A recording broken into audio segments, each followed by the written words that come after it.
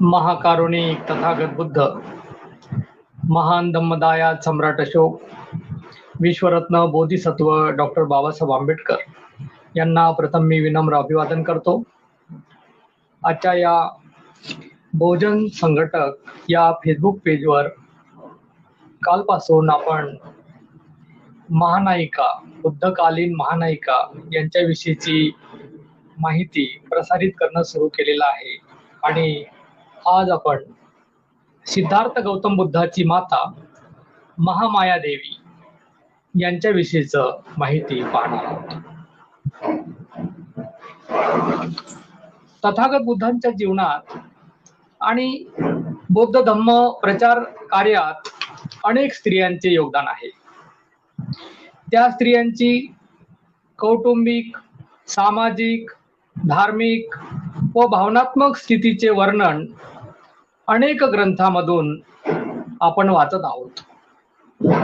बुद्ध धम्म अंगीकारून निर्वाण पदाला पोहोचलेल्या 73 थेरींचे वर्णन किंवा स्थविरींचे वर्णन थेरी गाथा या ग्रंथामध्ये आपण वाचतोय. परंतु या थेरी व्यतिरिक्त बौद्ध वाङ्मयामध्ये इतरही अनेक कर्तृत्ववान, तेजस्विनी, त्यागिनी अशा महान स्त्रिया उल्लेखनीय आहेत की त्या थेरी गाथेमध्ये व्यक्त होऊ शकल्या नाहीत. त्यामध्ये सिद्धार्थ गौतमाची जन्म देणारी माता महामाया देवी ही आहे.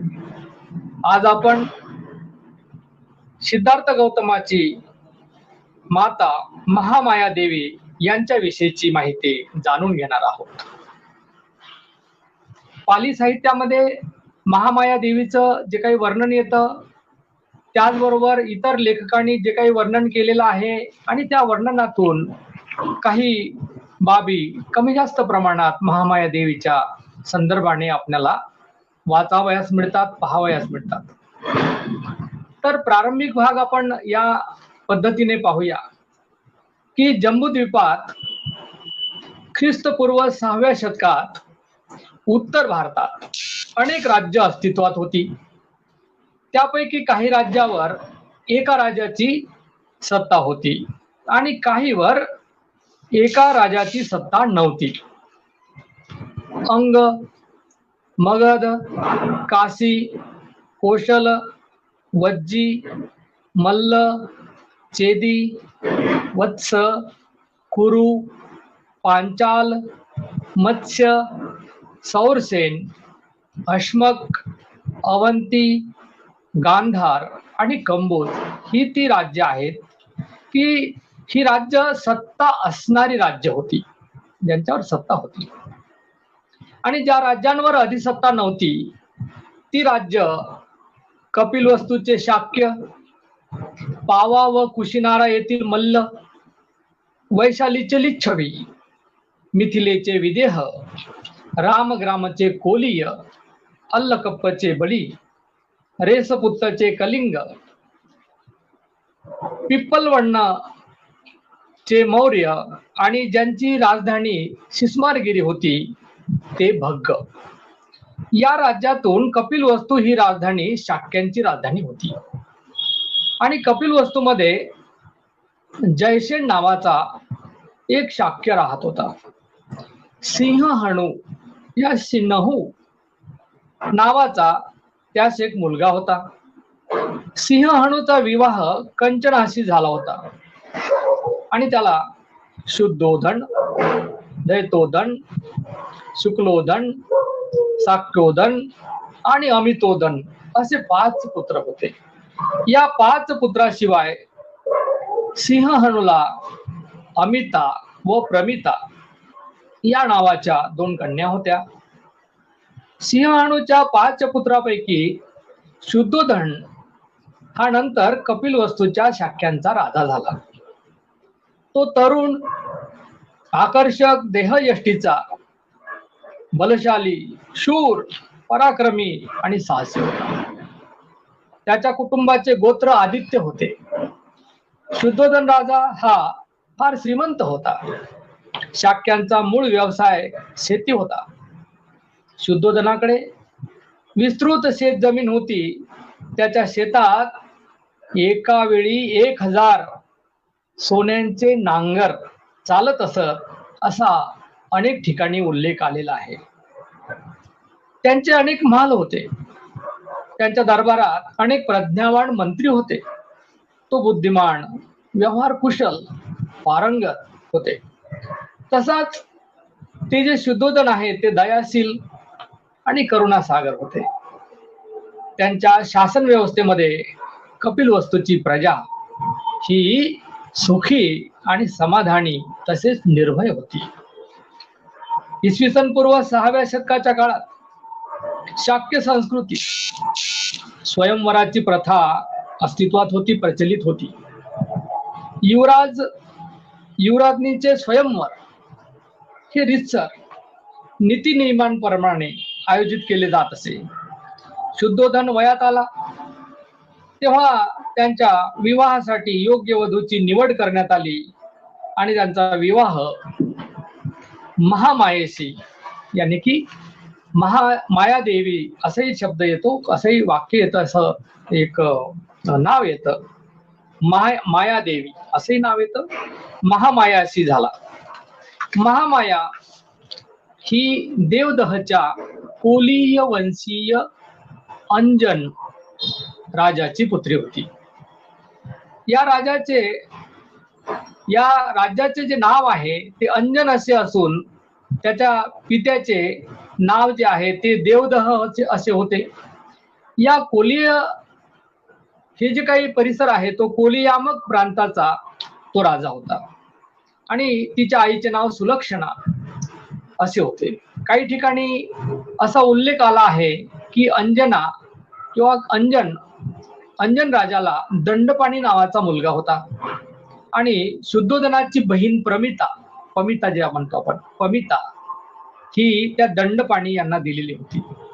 म्हणजे आपण जसं काही भागामध्ये साठलोट पद्धती असते, आपली बहीण त्यांच्या घरी द्यायची, त्यांची बहीण आपल्या घरी करायची. तर अशा पद्धतीचं हे जे साठलोट जे काय म्हणतो आपण त्याला, अशा पद्धतीचा विवाह म्हणजेच दंडपाणी यांना शुद्धोधनाची बहीण पमिता ही दिलेली होती. आणि मग दंडपाणीच्या बहिणी दोन बहिणी आहेत आणि त्यामध्ये महामाया आणि महाप्रजापती गौतमी या आहेत. आणि त्या दोन्ही बहिणींचे विवाह शुद्धोधन राजाशी झालेले आहेत. आणि मग आपण पाहतो की पमिता आणि दंडपाणीची जी मुलगी आहे यशोधरा, पुढच्या काळात यशोधरा ही मायादेवी आणि शुद्धोधनाचा जो मुलगा आहे सिद्धार्थ, या सिद्धार्थ गौतमाला यशोधरेचा विवाह झालेला आहे. म्हणजे हे इंटरकनेक्टिव्हिटी आपण पाहतो. आपण काही देशाच्या इतिहास जेव्हा आपण पाहतो किंवा विविध देशामध्ये बुद्ध धर्माचा प्रचार आणि प्रसार झाल्यानंतर त्या देशामध्ये विविध प्रकारचे वर्णन आलेले आहेत. आणि त्यामध्ये तिबेटमध्ये महामायेला युत्रुल्मा असे म्हणतात, जपानीमध्ये माया बोनिन असे म्हणतात, तर सिंहलीमध्ये महामाया देवी असे म्हणतात. तर हे आपण पाहतो भदंत आनंद कौशल्यन यांच्या पुस्तकामध्ये आपण पाहतो की गौतम के पिता शुद्धोधन और उसकी माता सुप्रबुद्ध की लड़की उनकी माता महामाया इसी कुल की थी, ऐसा वर्णन आया है, असे वर्णन यामध्ये आलेले आहे. आपण पाहतो की महामाया ही रंगाने सुवर्ण, बांध्याने उंच, चेहऱ्याने तेजस्वी, स्वभावाने करुणामय, वृत्तीने दयावान, वागण्यात समजूतदार होती. ती सूर्यमुखी आणि प्रशांत चेहऱ्याची होती. पौर्णिमेच्या चंद्राप्रमाणे तिच्या चेहऱ्यावर शीतलता पसरली होती. मोत्याप्रमाणे तिचे दात होते. खळखळत्या झऱ्याप्रमाणे तिचे सुमधुर हास्य होते. गजाप्रमाणे तिची डौलदार चाल आणि मधाप्रमाणे तिची मधुर वाणी होती. तर ज्ञान आणि धनुर्विद्येत ती पारंगत होती, त्यामुळे ती लाखात एक होती. महामाया ही स्वभावाने करुणामय आणि दयावान असल्या कारणाने तिचं प्रजेवर फार प्रेम होतं.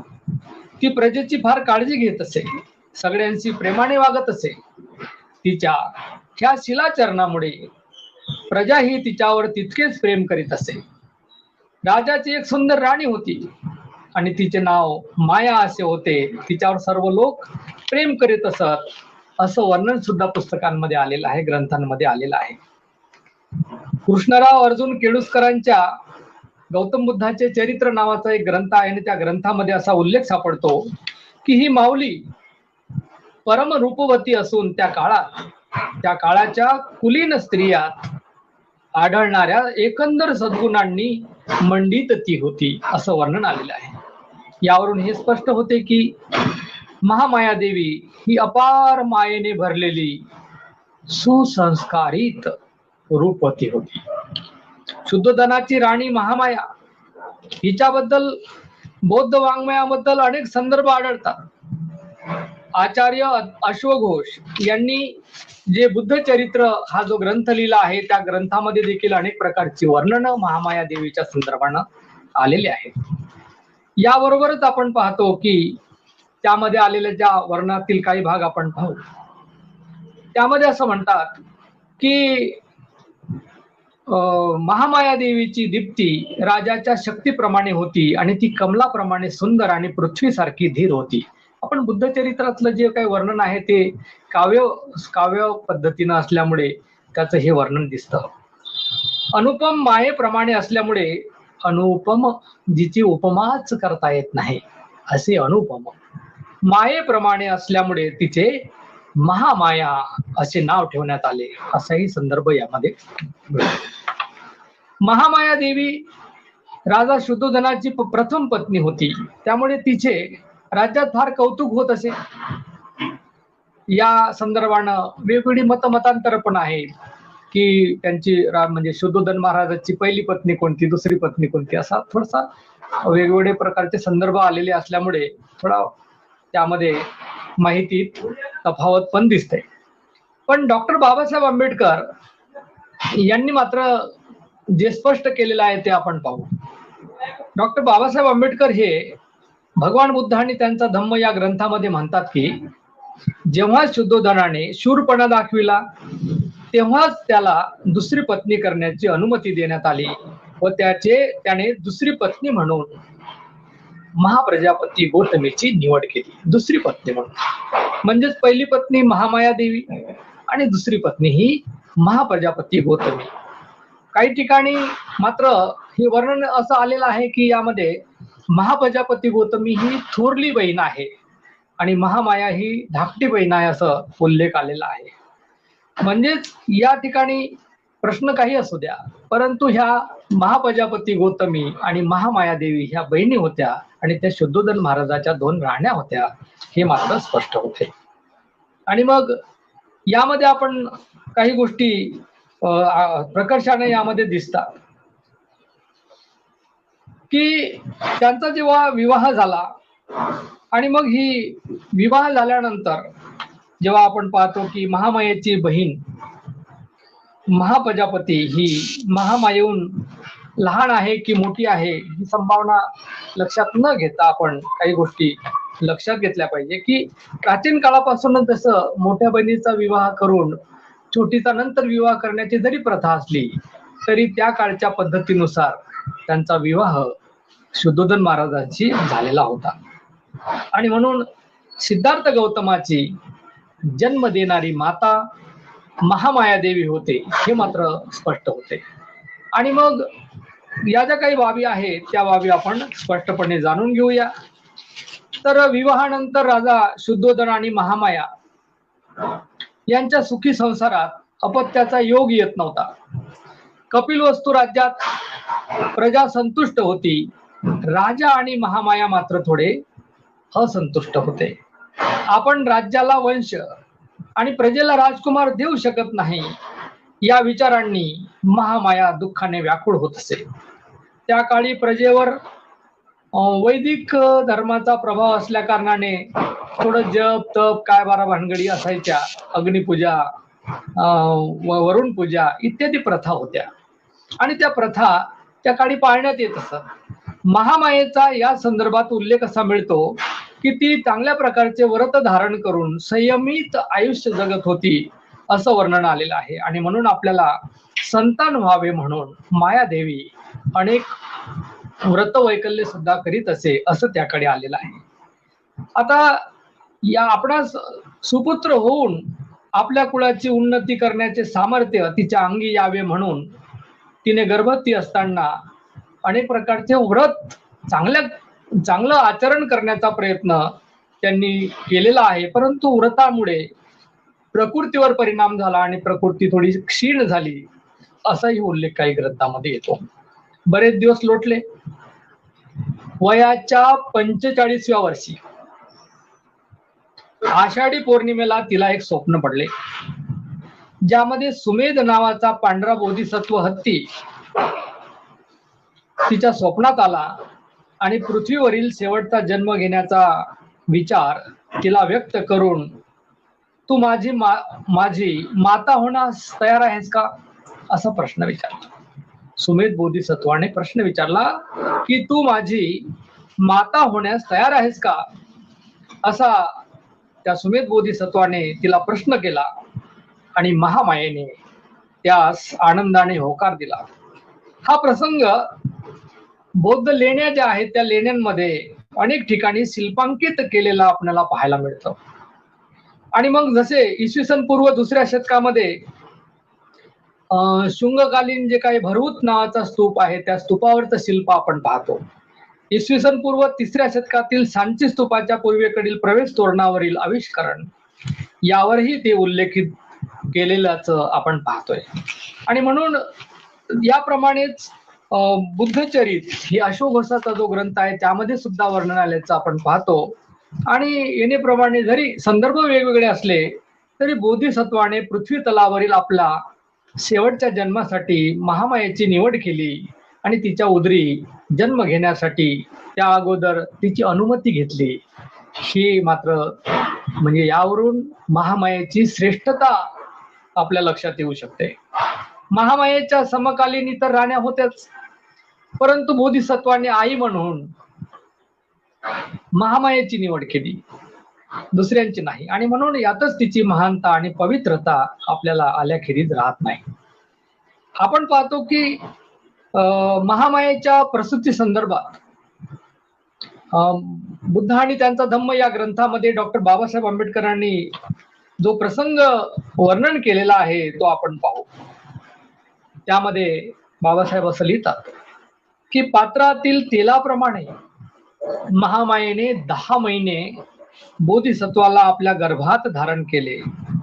तिचा प्रसूती काळ जवळ येऊ लागताच प्रसूतीसाठी आपल्या माहेरी जाण्याची इच्छा तिने व्यक्त केली. प्रसूतीसाठी मुलींची माहेरी जाण्याची सहज सुलभ प्रथा ही पूर्व काळापासून चालत आलेली आपण पाहतो. आणि त्यानुसार प्रथम प्रसूती ही वडिलांच्या घरी, आई वडिलांच्या घरी करण्याची इच्छा त्यावेळी महामायेने शुद्धोदनाकडे व्यक्त केली होती. आणि त्यासाठी महामाया प्रसूती करता देवदह नगरीला जाण्यासाठी निघते. शुद्धोदनाने तिला माहेरी जाण्याची जोरदार तयारी केलेली होती. सुंदर अशा पालखीत तिला बसवण्यात आले होते. तिच्या सेवेत अनेक दास व दासींची नियुक्ती करून सर्व सुविधा सोबत राज संरक्षणात तिची रवानगी देवदहाकडे करण्यात आली.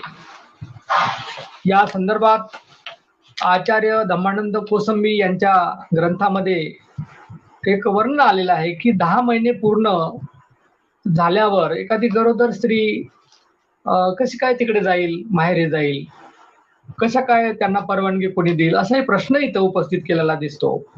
परंतु आपण पाहिलं असेल की अजंट्याच्या पेंटिंग मध्ये ह्याचं मात्र स्पष्ट चित्रण आलेलं आहे आणि त्यावरून आपल्याला हे दिसतं की लुंबिनी वनामध्ये महामायेने सिद्धार्थाला जन्म दिलेला आहे. हे मात्र आपल्या अनेक लेण्यांच्या शिल्पातून आणि चित्रांमधून आपल्याला पाहावयास मिळते. म्हणजे यामध्ये आपण पाहतो की अजंठा लेणीमधील क्रमांक 2 ची जी लेणी आहे त्यामध्ये जे चित्र दर्शवलेलं आहे त्या चित्रामध्ये असं दिसतंय की शहराच्या डाव्या बाजूच्या रस्त्याकडील राजमहालात एका खोलीत राजा आणि राणी एकाच सिंहासनावर संवाद करीत सोबत बसलेले आहेत. असंही, आणि त्यानंतर त्या पित्याने म्हणजे शुद्धोदनाने ते लुंबिनी वन स्वच्छ केलेले आहे आणि राणी लुंबिनी वनाकडे जाण्यास निघालेली आहे, असंही चित्रण त्या ठिकाणी आपल्याला पाहायला मिळतं. या संदर्भानं बुद्धघोषाने देखील, माफ करा, अश्वघोषाने बुद्धचरित मध्ये जे लिहिलेलं आहे ते देखील वर्णन आपण पाहतो. यासोबतच आपण पाहतो की हे जे काही अंतर आहे कपिल वस्तू पासून तर लुंबिनी पर्यंत साधारणतः 50-60 किलोमीटरचं अंतर आहे. आणि या 50-60 किलोमीटरच्या अंतरामध्ये त्या काळी आता ज्या पालखीनं जर जायचं असेल तर पालखीनं जायला पायी चालत जावं लागायचं. 4 पालखी नेणारे जे असतील तर ते तेवढा प्रवास सहन करायचा म्हटल्यावर 10-12 तास तरी प्रवासाला वेळ लागत असेल. आणि एवढा मोठा प्रवास सहन करून ते देव, आता नेपाळमध्ये हे देव रुमिनदेही जसं म्हणतो आपण, रुमिनदेही किंवा रूपनदेही, हे जे काही ठिकाण आहे ते देवदह नगरी, पूर्वीची देवदह नगरी होती. आणि म्हणून बुद्ध आणि त्यांचा धम्म या ग्रंथामध्ये बाबासाहेब असं लिहितात की महामायेला वाटेत निसर्ग सौंदर्याने नटलेले लुंबिनी वन लागले. तेथील रम्य वातावरण पाहून तिने तिथे पालखी थांबवण्याचा आग्रह केला. तिथे तिने थोडी क्रीडा व विश्रांती घेण्याचा मनोदय व्यक्त केला. तिथल्या रम्य वातावरणात विहार करीत असताना एका शाल वृक्षावर तिची नजर पडली. तो परिसर सगळा शाल वृक्षाचा आहे. आणि मग त्या शाल वृक्षावर तिची नजर पडली, महामायेची नजर त्या शाल वृक्षावर पडली. एक फांदी हवेच्या जोराने खालीवर झुलत असताना तिच्या दृष्टीस पडली. महामायेला मोठ्या गमतीने त्या फांदीला धरण्याचा मोह झाला आणि ती फांदीला धरण्यासाठी प्रयत्न करू लागली. तसा हवेचा झोका येऊन फांदी वर जाऊ लागली, तशी ती फांदी पुन्हा धरण्याचा ती प्रयत्न करू लागली. आणि त्याच वेळी तिला प्रसूतीच्या वेदना सुरू झाल्या आणि तिने शाल वृक्षाची फांदी हातात धरूनच उभ्यानेच सुंदर अशा पुत्ररत्नाला म्हणजेच सिद्धार्थ गौतमाला जन्म दिला. आणि तो दिवस इसवी सन पूर्व 563 वैशाखी पौर्णिमेचा महान दिवस होता. आणि यावरून असा निष्कर्ष काढता येतो की महामाया ही देवदहला जाण्याकरता निघालेली होती. आणि मात्र लुंबिनीमध्ये थोडा विश्राम करण्यासाठी थांबलेली असताना लुंबिनी वनामध्येच सिद्धार्थाचा जन्म त्या ठिकाणी झालेला आहे. आणि म्हणून या महामायेने बोधिसत्वाला तिथे लुंबिनी वनामध्ये जन्म दिला. अजंठा लेणी क्रमांक 2 मध्ये महामाया देवी जी आहे आपल्या उजव्या हातांनी झाडाची फांदी धरलेली आणि डावा हात कमरेवर ठेवलेला असं एक शिल्प आपण त्या ठिकाणी पाहतो. चित्र आहे. आणि मग यामध्ये महामायेची प्रसूती ही लुंबिनी वनातच झाल्याचंही या ठिकाणी स्पष्ट होते. या संदर्भानं अनेक ग्रंथ आहेत, जसं ललित विस्तार आहे, महावस्तू आहे, हे जे महायानी ग्रंथ आहेत त्यामध्ये देखील हे उल्लेख आलेले आहे. याबरोबर आपण पाहतो की जे काही चीनी आणि तिबेटी जे ग्रंथ आहे ते ट्रान्सलेटेड ग्रंथ, त्यामध्ये सुद्धा बरीचशी माहिती आलेली आहे. या ग्रंथात महामायाची प्रसूती ही अशोक वृक्षाला धरून झालेली आहे असंही काही ग्रंथामध्ये आलेलं आहे. आणि म्हणून हे मात्र स्पष्ट होते की शाल वृक्षाचं ते जे वन आहे त्या शाल वृक्षाला मात्र प्राधान्याने अनेक लोकांनी मान्यता दिलेली आहे. आणि म्हणून प्रसूतीनंतर तिच्यावरती चंदनाच्या फुलांच्या सुगंधी द्रव्याचा वर्षाव झाला. प्रसूतीनंतर ती कुठलाच उपचार न घेता स्वतः सुदृढ झाली. आणि वेगवेगळ्या ग्रंथामध्ये महामायाच्या प्रसूती संदर्भात जरी वेगवेगळी माहिती मिळत असली तरी मोठ्या प्रमाणात डॉक्टर बाबासाहेब आंबेडकरांनी मात्र ती स्पष्टपणे माहिती देण्याचा प्रयत्न केलेला आहे. आपण ते बुद्ध आणि त्यांचा धम्म या ग्रंथामध्ये वाचत आहोत.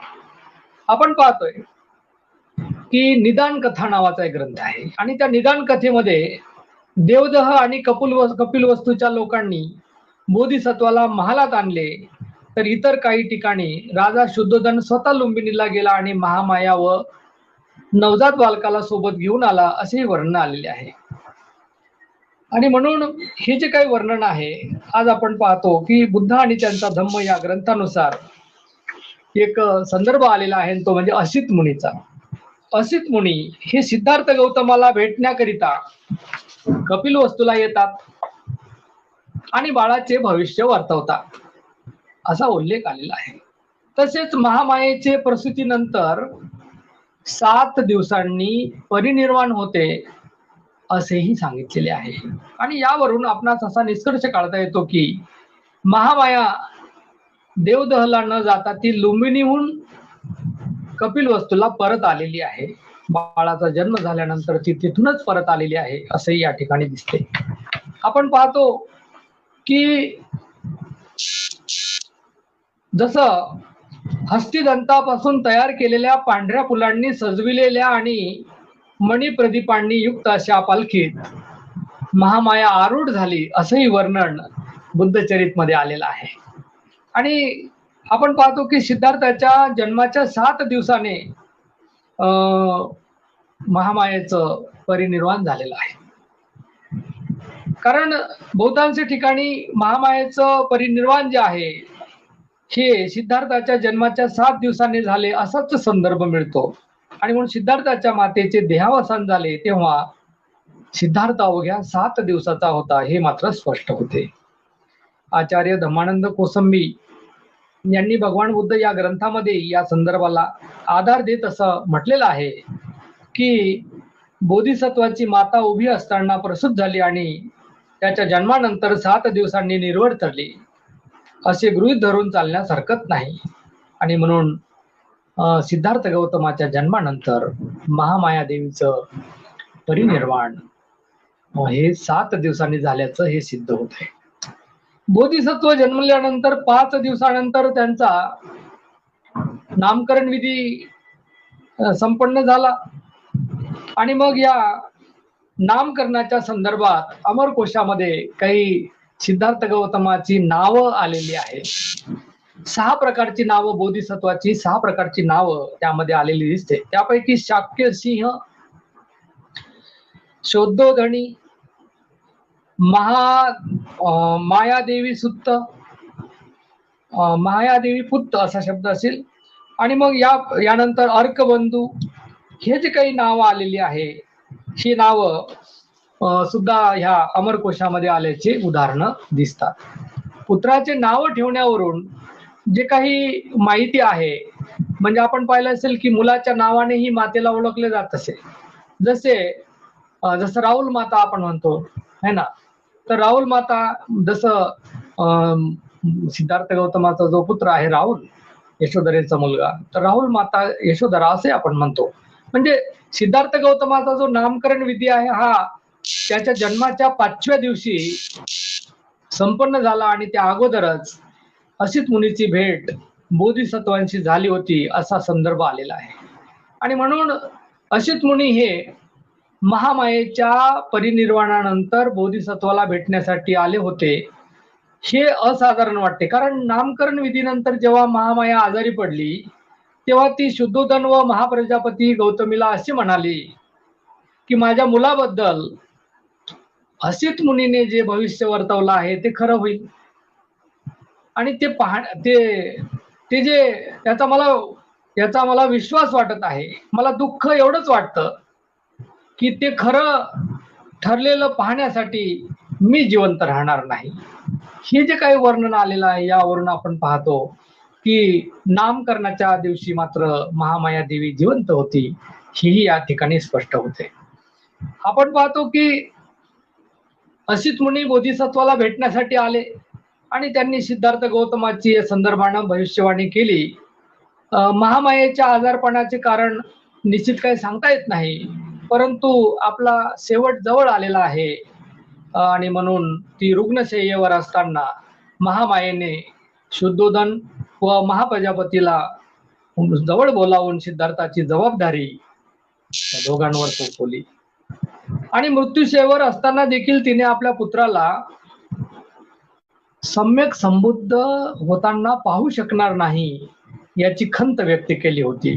मात्र त्यावेळी ती असे म्हणाली नाही की माझ्या पुत्राला चक्रवर्ती सम्राट बनलेला मला पाहता येणार नाही. म्हणजे ती असं म्हणते की बुद्ध झालेलं मला, सम्यक संबुद्ध झालेलं मला पाहता येणार नाही असं ती म्हणाली. परंतु असं ती म्हणाली नाही की माझ्या पुत्राला चक्रवर्ती सम्राट बनलेला पाहता येणार नाही. म्हणजे या ठिकाणी महामायेच्या मनातील संकल्प देखील दिसतो की तिला देखील आपला जो पुत्र आहे तो बुद्ध होईल असं दिसत आहे. पुढे महामाया म्हणते की प्रजापती, माझे बाळ मी तुझ्या स्वाधीन करते आहे. त्याच्या आईपेक्षाही तू त्याचा चांगला सांभाळ करशील याबद्दल मला मुळीच शंका वाटत नाही. म्हणजे आपल्या बहिणीला ती समजावून सांगत आहे की मी तर चालले आहे, माझं तर मृत्यू होत आहे, परंतु माझ्या नंतर माझ्या बाळाचं संगोपन तू खूप छान करशील असं या ठिकाणी ती सांगते आहे. महामायेच्या या वाक्यावरून जसे तिचे पुत्राविषयी असणारे प्रेम व त्याच्या संगोपनाची काळजी दिसून येते, तसेच बुद्धत्व प्राप्त झाल्यानंतर सम्यक संबुद्धाचे आपल्या मातेविषयी असणारे असीम प्रेम आपल्याला काही बाबी निदर्शित करतात किंवा संदर्भ आलेले आहेत. त्यावरून दिसते की महामायेच्या महापरिनिर्वाणानंतर आणि सिद्धार्थाच्या बुद्धत्व प्राप्तीनंतरही माता पुत्राचे विलक्षण प्रेम हे कायम राहिले होते. जेव्हा बुद्ध जगाला उपदेश करीत होते, धम्मोपदेश करीत होते, तेव्हा ते आपल्या मातेला विसरले नाही. महामायेला धम्मोपदेश देण्यासाठी आपण पाहतो की मेत्ता भावनेमध्ये ते गेलेले आहेत. त्रायंत्रिश वगैरे असा शब्द येतोय, तर ते मेत्ता भावनेमध्ये गेले आणि तिथे धम्मोपदेश त्यांनी केला असा उल्लेख आलेला आहे.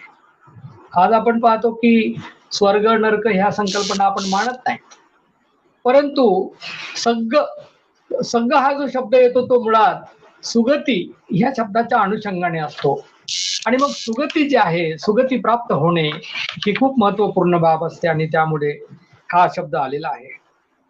प्रचलित शब्द जे आहेत त्या प्रचलित शब्दांना जे काही लोक असे प्रॉपर शब्द देऊ शकत नाहीत आणि तसा शब्द उपलब्ध होत नाही, आणि म्हणून असे शब्द स्वर्ग वगैरे शब्द आलेले साहित्यामध्ये दिसतात.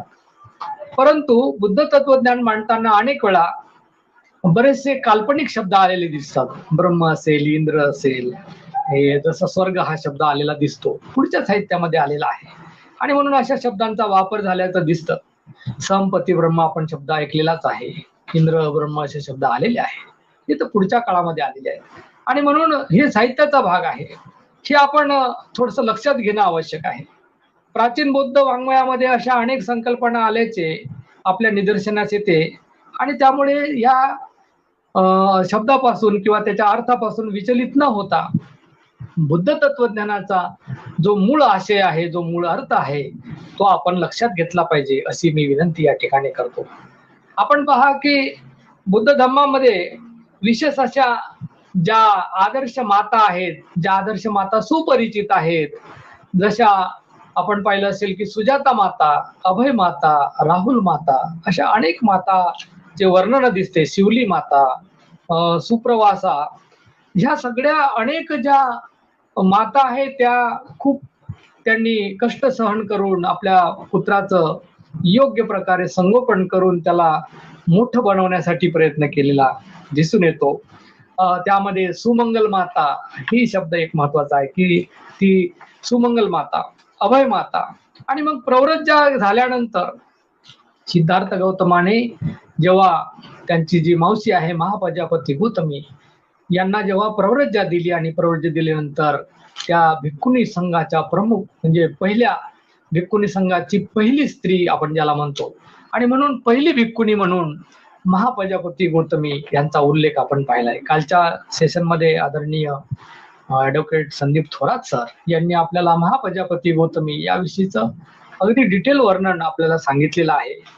आणि मग ह्या ज्या स्त्रिया आहेत, बुद्धकालीन ज्या स्त्रिया आहेत, त्यामध्ये माता ह्या महामाया देवी यांचं खूप मोठं योगदान आपण पाहतो की ज्या मातेच्या पोटी सिद्धार्थाचा जन्म झाला, आणि म्हणून ती माता अत्यंत महान आहे. पौराणिक वाङ्मयामध्ये अनेक प्रकारचे कथा आहेत, काव्य आहेत, अनेक प्रकारचे लेख आहेत, आणि त्यामध्ये ज्या ज्या काही मातांचा उल्लेख होतो त्यामध्ये सर्वात श्रेष्ठ माता म्हणून महामाया देवीचा उल्लेख आलेला दिसतो. आणि म्हणून बौद्ध वाङ्मयामध्ये बुद्धाबरोबर महामायेच्या नावाचा उल्लेख निश्चितच केलेला आपल्याला दिसून येतो. आपण ह्या ज्या काही अनेक गोष्टी पाहतो की महामाया जी आहे, या महामायेने जरी 7 दिवसाचं आयुष्य तिला, म्हणजे सिद्धार्थाच्या नंतर सिद्धार्थाचा जन्म झाल्यावर तिला 7च दिवसाचं आयुष्य लाभलं, पण आज ती अजरामर झालेली आहे. आणि मग या महामायेने जो सर्वांसाठी जो म्हणजे त्यांच्या लाईफ मधून, त्यांच्या जीवनामधून जो काही संदेश दिलेला आहे, तो थोडक्यात असा आपण म्हणू शकतो की माहेर आणि सासर या दोन्ही घरातील लोकांवर एकसारखे प्रेम करावे आणि दोन्ही परिवारांना जोडून ठेवावे, हा संदेश, महत्वाचा संदेश महामायेच्या चरित्रावरून आपल्याला पाहावयास मिळतो. पती पत्नीने एकमेकांशी नेहमी सुसंवादी राहावे, कोणतीही गोष्ट एकमेकांपासून लपू नये.